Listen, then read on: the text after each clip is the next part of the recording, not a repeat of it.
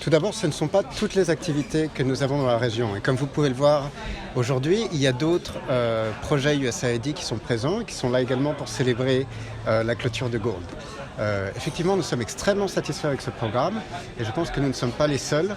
Comme vous avez pu le voir, que ce soit au niveau des bénéficiaires, mais aussi de nos partenaires territoriaux, il y a un fort enthousiasme autour des accomplissements de ce projet et voilà.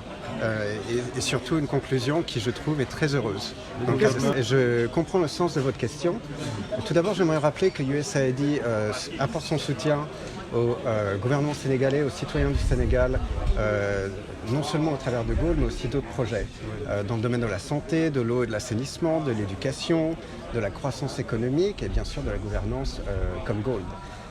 Concernant la continuation de Gold, j'entends votre message, mais aujourd'hui c'est un atelier où vraiment nous célébrons avec beaucoup de joie le chemin accompli avec Gold. Et dans ce cadre-là, nous faisons l'évaluation du programme, des bonnes pratiques et aussi tout simplement nous prenons le temps de la célébration. Parce que c'est ça qu'il s'agit aujourd'hui à cet atelier de clôture.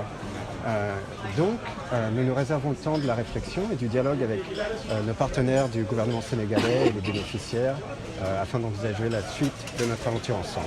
C'est dur de pointer un outil en particulier ou un accomplissement. Je pense que c'est un tout. Et ce qui est important, c'est l'idée derrière le projet Gold, qui est l'implication directe du citoyen dans la gouvernance, le contrôle citoyen, comme le disait le gouverneur.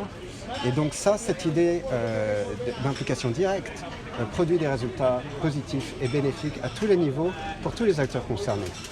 Et je pense que c'est ça le point important de Gold et peut-être cette leçon de démocratie et de gouvernance qui va au-delà de la portée de Kolda ou du Sénégal, qui est presque universelle. Tout d'abord, au nom du ministre, je remercie l'USAID Gold, l'USAID Gold, pour quand même d'avoir pensé à mettre un programme de gouvernance pour accompagner et améliorer la gouvernance de nos collectivités territoriales.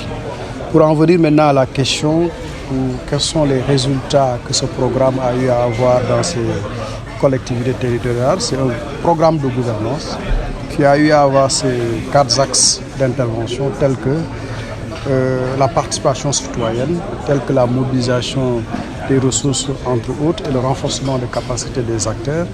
Quand nous sommes, je l'ai dit tantôt dans ma prise de parole pendant la cérémonie, que j'avais eu l'occasion de participer dans des missions de suivi des axes qui ont été menés sur le terrain. J'ai constaté moi-même que ces interventions ont eu à améliorer d'abord la conscience citoyenne collective des collectivités territoriales et aussi a permis aux collectivités de s'intéresser de ce qui se fait dans leur collectivité. Et ça a donné le courage aussi à ces exécutifs locaux que sont les maires de pouvoir avoir des interactions directes entre eux et leur population dans ce qu'ils ont eu à faire comme activité de développement à la base.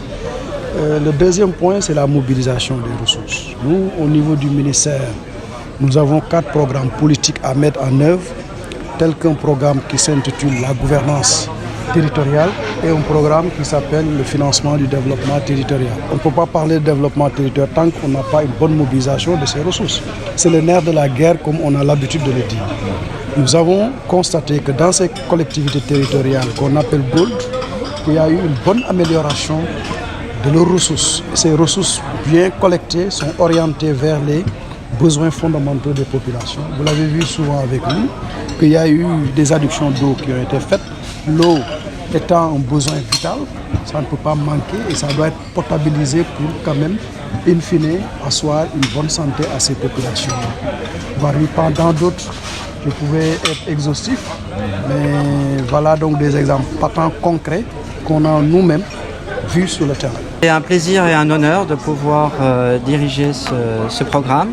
Et comme vous le voyez aujourd'hui, cet événement aujourd'hui, comme il a déjà été dit, est considéré plutôt comme une célébration des succès qui sont obtenus non pas par le programme, mais un succès obtenu par tous ici présents.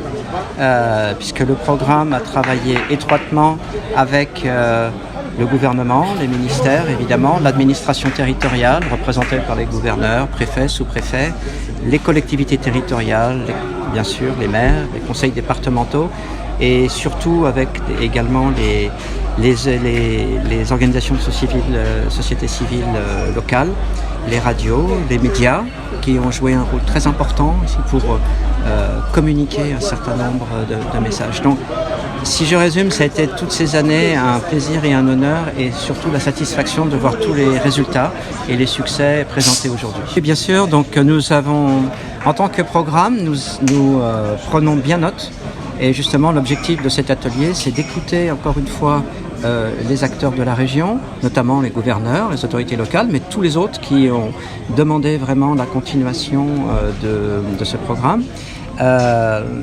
Toutes ces recommandations, ces demandes seront bien sûr transmises au niveau de USAID, qui est ici présent d'ailleurs, pour les considérer, pour voir la suite en termes d'appui de bonne gouvernance locale au niveau de la région. Les objectifs visés dès le départ ont quelque part été atteints. Oui, tout à fait. Les objectifs ont été atteints et ce qui est intéressant, c'est que les objectifs ont été atteints, mais la manière d'y arriver a évolué durant le déroulement du programme. Si je prends un exemple, il y a eu la crise du Covid qui est arrivée. Ça, c'était pas quelque chose qui était prévu au départ. Mais très rapidement, ce que nous avons constaté, c'est que les acteurs locaux s'adaptent très vite. Il y a une crise du Covid, tout de suite, les communes, par exemple, au contact des citoyens, et nous avons travaillé avec eux pour prendre des mesures pour la protection des citoyens, pour la sensibilisation. Nous avons des groupes de femmes avec qui nous travaillons qui ont fait des visites à domicile pour sensibiliser, pour protéger, avec le gouverneur qui dirige le comité régional de gestion des épidémies, par exemple, ont mis en place un système de vidéoconférence pour qu'ils puissent à distance pouvoir gérer la coordination de tous les services techniques impliqués dans l'aide. Donc c'est juste un exemple pour dire que les objectifs sont là, mais la manière d'y arriver, c'est constamment adapté en fonction des partenaires et des demandes des partenaires.